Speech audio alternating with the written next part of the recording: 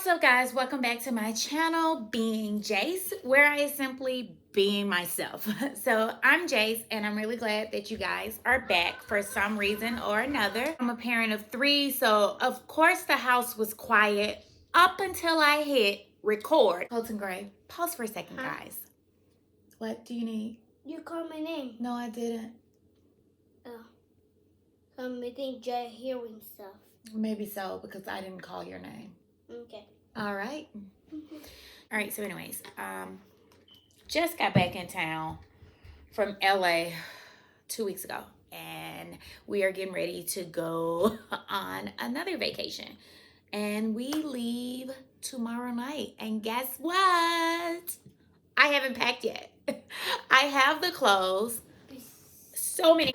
So anyways, I'm going to be putting these clothes up, and while I'm doing that, I'm basically going to be telling you my fears, like what I'm afraid of because I have this chronic health condition called sickle cell anemia. Okay? My fear is that my life will be shortened because I have sickle cell anemia. That's one of my biggest fears. You know, judging us, whether it's out loud or whether it's in their heads. My fear is that it's going to get worse. And I really hope that's not the case, because you guys have no idea how you make us feel when you judge us because we're saying that our pain level is at a 9, and you believe because we're doing A, B, and C that it couldn't possibly be at a 2. For instance, right now my pain level is at an 8.5. You cannot tell. You probably think I am absolutely fine. Well, if you're born with a chronic health condition that causes pain on a daily basis, of course my level of 8 will look like your level of 2. And your level of 10 will, my level of 10 will look like your level of 100. So my point is, you can't tell me what I'm feeling. And I guarantee you, if you don't have sickle cell, you cannot walk a mile in my shoes, because it is very hard to do so. And on some days, I absolutely feel like I am failing at it. Fear is that I will somehow end up in a situation where no medication works for me. Right now, I am on an extremely high dosage. I'm on such a high dosage that when I told a couple of friends that I thought, loved me and supported me, when I told them about how many pills I was taking or what my dosage is, one concluded, behind my back, by the way, but one concluded, there's no way she's taking that because she would be dead. Even if you live with sickle cell, you do not know what I can take, because you're not me and I'm not you. No two bodies is the same. No two people are the same. I've had 3 kids. There are a lot of different factors that has my dosage at the dosage that it's at. So yeah, to someone else, they might be like, it's impossible to take that amount. And to someone else, they're like, oh my gosh, that's all you take?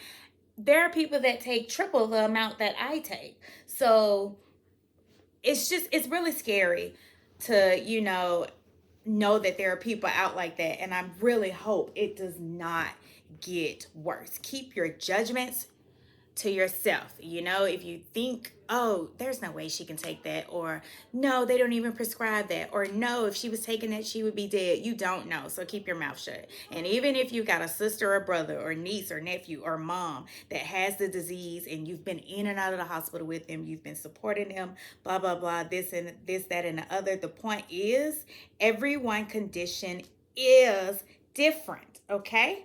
So just be quiet. My next fear is that I get sick so much. I hate having the thought of my kids having to, go be a burden to someone else because I'm in a hospital. It shouldn't be like that. But when you have to ask for help more than the average person, it brings on stress and anxiety and fear, because you don't want them to get tired of helping you. So that's one of my fears, that I will run out of people that love me and that want to support me. My fear is someone will get tired of dealing with Shonda and her pain, and then I'll be alone. And that's a huge fear.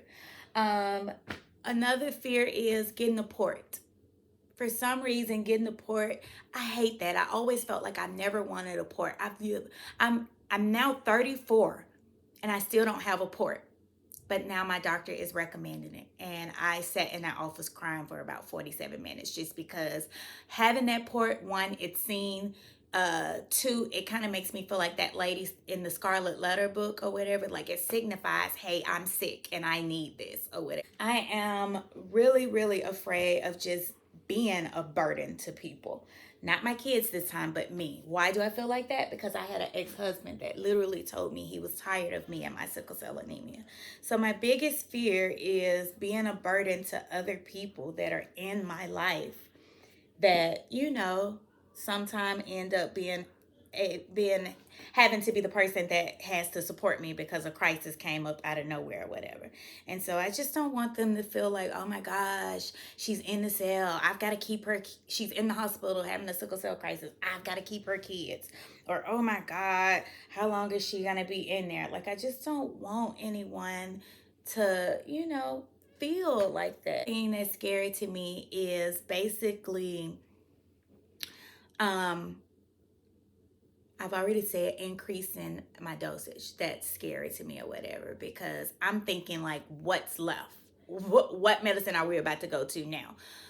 Yeah, my doctor said, well, there's higher dosages within the medication that you're taking now, but my fear still is, I don't want to go any higher. I want this to just work.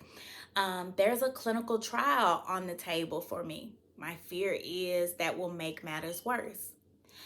Anyways, my next fear is basically this earth, not a moment sooner than, and then my kids are left with nothing. So they're my reason why I do everything. And they're my reason why I'm afraid of this disease. Because yeah, I've already figured out the solution to, because first my fear was I'm being a nurse, but when I get sick, my fear is I won't be able to go to work and I won't make money. Well, guess what? Fix that because now I'm an entrepreneur and I've got literally, if I could just go off rip, I've got 6 streams, okay? So if we increase that, it's like I've already found the solution to not being able to physically work, okay?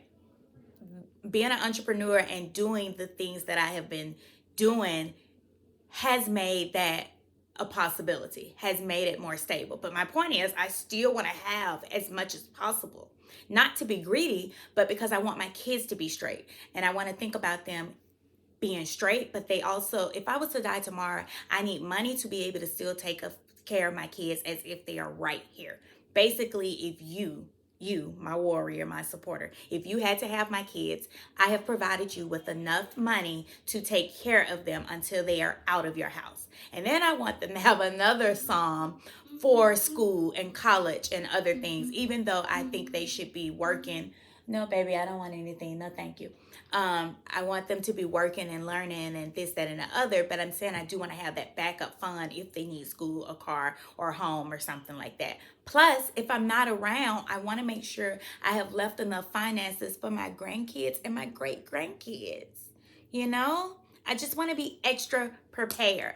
Therefore, I am always extra determined, persistent. I'm such a hard worker. I try to be very creative because my creative gene has literally put me in a position to be an entrepreneur, which I kind of like to call a mompreneur a lot of the times. But the point is, my fear is what have me where I am today. My fear used to be having kids with this disease, but I didn't really mate with someone that would make that possible. So lucked up with mine is that my kids will give this to their kids, because even though they don't have sickle cell anemia, they do have the trait. So I want them to be prepared and to understand, hey, mommy doesn't want this for her grandbabies, and I'm pretty sure you don't want this for your babies. So be careful with who you are mating with. My fear is sometimes this will become too much for them because they've had to grow up a little bit faster. I've made them more prepared. We run drills. There's just different things that, the kid next door doesn't have to think about or worry about. And so my worry is, how is this playing, on them? So my worry is having this disease be all for nothing. You know, like I'm having to endure this pain all for nothing. And I know you're saying, what? How does that even make sense?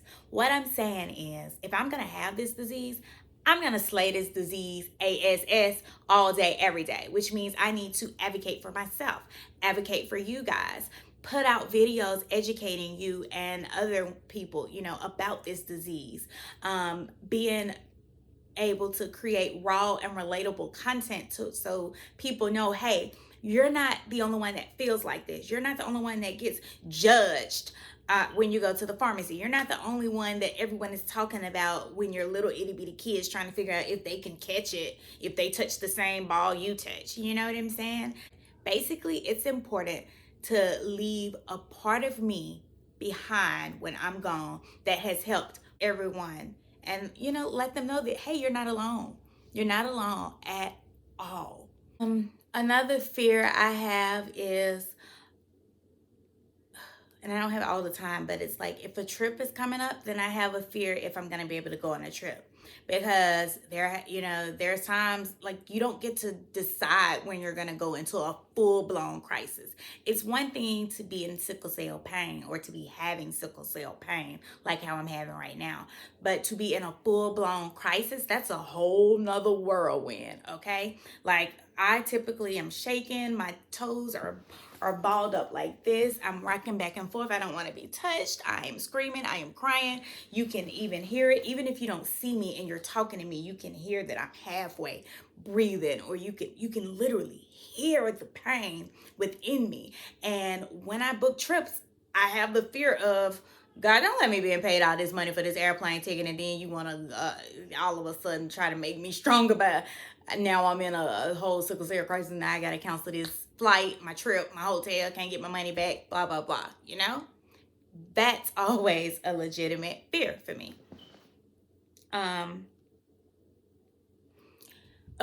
Another fear is the other medications like hydroxyurea. That's a cancer drug. I'm always afraid of what these other medications are doing to my body. Lately, 2020 fear for sickle cell patient. What does this mean? With the COVID situation, with the pandemic that is going on, what does that look like for me as a sickle cell patient?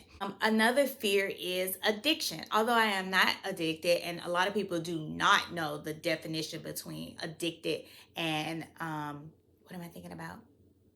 Tolerance. Tolerance is you're on this dose or whatever, but you're on this dose because you need an increased dose because your body has already, became tolerant of that dosage. That your medicine is going to be higher because one, you're 34 years old. We didn't used to even live to those ages. Two, so many years have gone by. You've had babies, or just a lot of different things or whatever. So you just never know. And so fear of tolerance is a thing.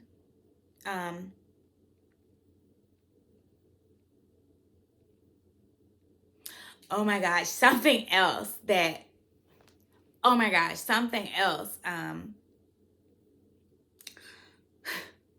I also have a fear of actually going on the trip and then having a sickle cell crisis there and then having to go to a hospital that knows nothing about me. And now I've got to advocate for myself in my worst moment. I really hate that.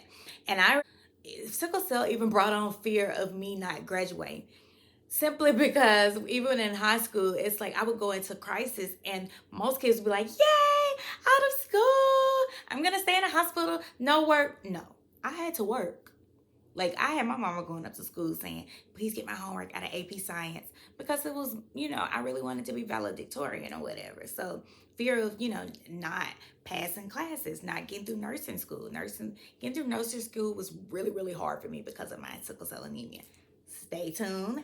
That is a phenomenal story, so stay tuned. You can be scared all day long, but do not allow your fear to win. Don't allow it to stop you from living your best life.